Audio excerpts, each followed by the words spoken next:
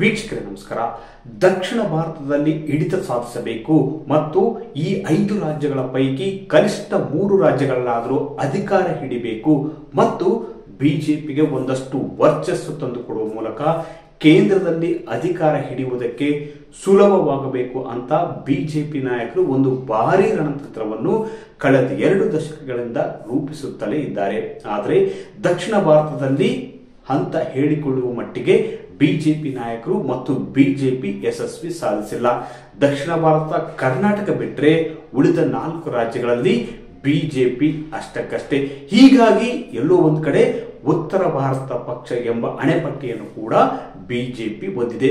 ಈ ಅಣೆಪಟ್ಟಿಯನ್ನು ಕಳಚಲು ಮತ್ತು ದಕ್ಷಿಣದತ್ತ ದಂಡಯಾತ್ರೆ ನಡೆಸಲು ಮೋದಿ ನಾಯಕತ್ವದಲ್ಲಿಯೂ ಕೂಡ ಒಂದಷ್ಟು ಪ್ರಯೋಗಗಳನ್ನು ಒಂದಷ್ಟು ರಣತಂತ್ರಗಳನ್ನು ಕೂಡ ಬಿಜೆಪಿ ರೂಪಿಸುತ್ತಿದೆ.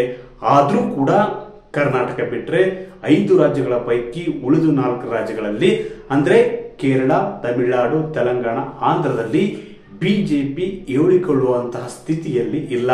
ಅದು ತೆಲಂಗಾಣ ಬಿಟ್ಟರೆ ಉಳಿದ 3 ರಾಜ್ಯಗಳಲ್ಲಂತೂ ಅಷ್ಟಕ್ಕಷ್ಟೇ ಇದೆ ಬಿಜೆಪಿ.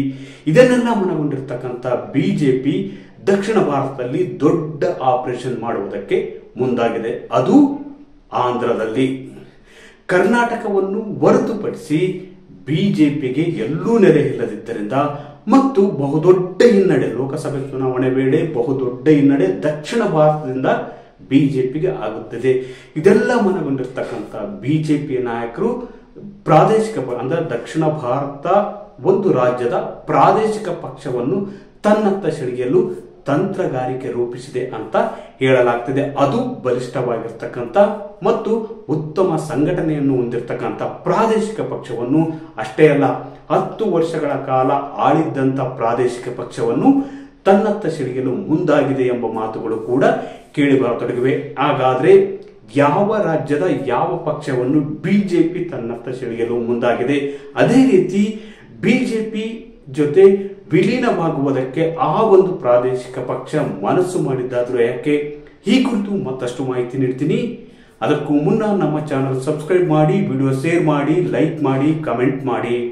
ವೀಕ್ಷಕರೇ, ದಕ್ಷಿಣ ಭಾರತದಲ್ಲಿ ಬಿಜೆಪಿ ಪ್ರಬಲವಾಗಿರುವುದು ಕರ್ನಾಟಕದಲ್ಲಿ ಮಾತ್ರ. ಅದು ಬಿಟ್ಟರೆ ಒಂದಷ್ಟು ತೆಲಂಗಾಣದಲ್ಲಿ ಇದೆ. ಬಿಜೆಪಿ ಒಂದಷ್ಟು ವರ್ಚಸ್ಸಿದೆ ಅಂತ ಹೇಳಿಕೊಳ್ಳುವ ಮಟ್ಟಿಗೇನೆ ಇಲ್ಲ.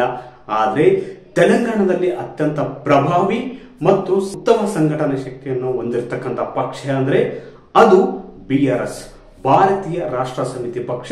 ಅದು ಕೆಸಿಆರ್ ಚಂದ್ರಶೇಖರ್ ರಾವ್ ಅವರು ಮುನ್ನಡೆಸುತ್ತಿದ್ದಾರೆ ಮತ್ತು ಅವರ ಪುತ್ರರಾಗಿರ್ತಕ್ಕಂಥ ಕೆ.ಟಿ. ರಾಮರಾವ್ ಅವರು ಅದರ ಮುಖ್ಯಸ್ಥರಾಗಿದ್ದಾರೆ.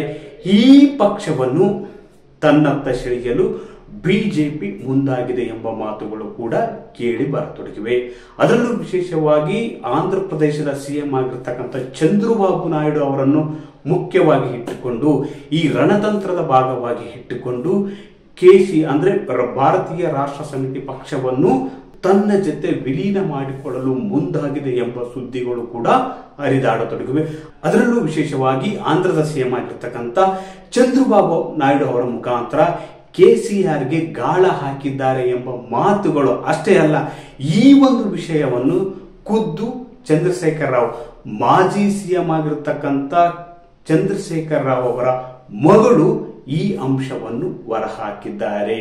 ಅಂದ್ರೆ ಕಳೆದ ಕೆಲ ದಿನಗಳ ಹಿಂದೆ ಅಷ್ಟೇ ಕೆಸಿಆರ್ ಅಂದ್ರೆ ಚಂದ್ರಶೇಖರ್ ರಾವ್ ಅವರ ಮಗಳಾಗಿರ್ತಕ್ಕಂಥ ಕವಿತಾ ಅವರು ಅವರ ತಂದೆಗೆ ಒಂದು ಪತ್ರ ಬರೀತಾರೆ. ಏನಪ್ಪಾ ಅಂದ್ರೆ, ಪಕ್ಷದಲ್ಲೇ ಇರ್ತಕ್ಕಂಥ ನಾಯಕರು ಅದೇ ರೀತಿ ಸಹೋದರ ಆಗಿರ್ತಕ್ಕಂಥ ಕೆ.ಟಿ. ರಾಮರಾವ್ ಅವರು ಬಿಜೆಪಿ ಜೊತೆಗೆ ಪಕ್ಷವನ್ನು ವಿಲೀನಗೊಳಿಸುವುದಕ್ಕೆ ಒಂದು ಸಂಚು ರೂಪಿಸುತ್ತಿದ್ದಾರೆ ಎಂಬ ಅಂಶವನ್ನು ಇಟ್ಟುಕೊಂಡು ಕವಿತಾ ಅವರು ತಂದೆ ಕೆಸಿಆರ್ಗೆ ಪತ್ರವನ್ನು ಬರೀತಾರೆ. ಈ ಪತ್ರದ ಅಂಶಗಳು ಸೋರಿಕೆಯಾಗಿದ್ದರಿಂದ ತೆಲಂಗಾಣ ರಾಜಕೀಯದಲ್ಲಿ ದೊಡ್ಡ ಮಟ್ಟದ ಸಂಚಲನ ಉಂಟು ಮಾಡಿದೆ. ಅಷ್ಟೇ ಅಲ್ಲ, ಈ ಒಂದು ಅಂಶ ತೆಲಂಗಾಣ ಮತ್ತು ಆಂಧ್ರದಲ್ಲಿ ಕೂಡ ಸಂಚಲನ ಸೃಷ್ಟಿಸಿದೆ. ಯಾಕಂದ್ರೆ ಇದಕ್ಕೆ ಮಧ್ಯವರ್ತಿಯಾಗಿ ಕಾರ್ಯತಂತ್ರದ ಭಾಗವಾಗಿ ಕೆಲಸ ಮಾಡುತ್ತಿರುವರು ಆಂಧ್ರ ಪ್ರದೇಶದ ಮುಖ್ಯಮಂತ್ರಿ ಆಗಿರ್ತಕ್ಕಂಥ ಚಂದ್ರಬಾಬು ನಾಯ್ಡು ಅವರು. ಹೈಕಮಾಂಡ್ ನಾಯಕರ ಸೂಚನೆಯಂತೆ ಚಂದ್ರಬಾಬು ನಾಯ್ಡು ಅವರು ಕೆಸಿಆರ್ ಪಕ್ಷವನ್ನು ವಿಲೀನ ಮಾಡಿಕೊಳ್ಳುವುದಕ್ಕೆ ಆ ಪಕ್ಷದ ನಾಯಕರ ಜೊತೆ ಮಾತುಕತೆ ನಡೆಸಿದ್ದಾರೆ, ರಹಸ್ಯವಾದ ಮಾತುಕತೆಗಳನ್ನು ನಡೆಸಿದ್ದಾರೆ ಅಂತ ಹೇಳಲಾಗ್ತಿದೆ.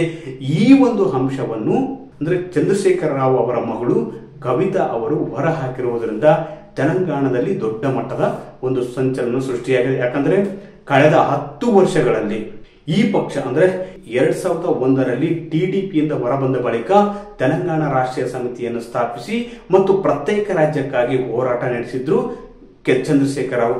ಅಷ್ಟೇ ಅಲ್ಲ, 2009ರಲ್ಲಿ ಈ ರಾಷ್ಟ್ರ ಅಂದ್ರೆ ತೆಲಂಗಾಣ ಪ್ರತ್ಯೇಕ ರಾಜ್ಯವಾದ ಬಳಿಕ 2 ಅವಧಿಗೆ ಅಧಿಕಾರವನ್ನು ಹಿಡಿದಿತ್ತು ಟಿಆರ್ಎಸ್. ಅಷ್ಟೇ ಅಲ್ಲ, ಕಳೆದ ಲೋಕಸಭೆ ಚುನಾವಣೆಯ ವೇಳೆ ಬಿಆರ್ಎಸ್ ಅಂತ ಹೆಸರು ಬದಲಾವಣೆ ಮಾಡಿಕೊಂಡು ಲೋಕಸಭೆ ಚುನಾವಣೆ ಅಖಾಡಕ್ಕಿಳಿದಿತ್ತು. ಆದ್ರೆ ಈ ಒಂದು ಅಖಾಡದಲ್ಲಿ ದೊಡ್ಡ ಮಟ್ಟಿಗಿನ ಯಶಸ್ಸು ಸಾಧಿಸಲಿಲ್ಲ.